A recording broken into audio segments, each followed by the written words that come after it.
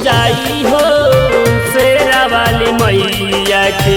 ढाकना दियरिया कलसा कोटवा से आई हो शेरा वाली मैया के होई पुजाई हो।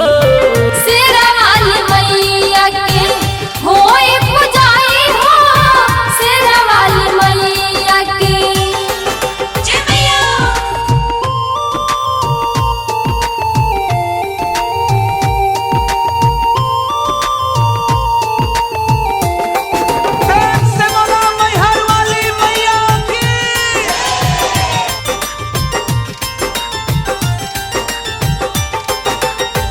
माटी के मूर्ति से है माई मुस्काली कोई भी सरनिया से जाला न खाली।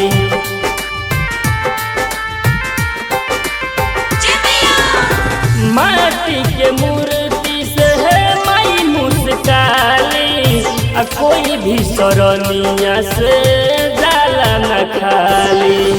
देवलोक से अइली मैया आसन लगाई हो देवलोक से अइली मैया आसन लगाई हो शेरा वाली मैया के होई पुजाई हो।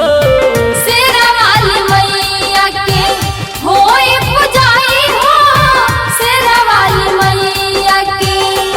जय मैया।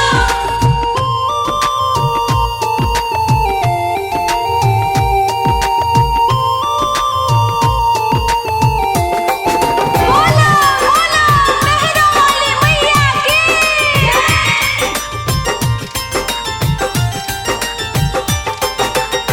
लो भोर बाबा राजा करी है सेवकाई माई के सरनिया में नहिया लगाई।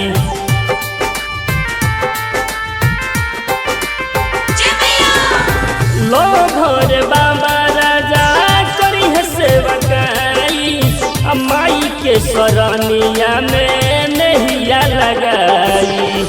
बबुआ मनीष कहस बचरा के गाई हो बबुआ मनीष कहस बचरा के गाई हो शेरा वाली मैया के होई पुजाई हो।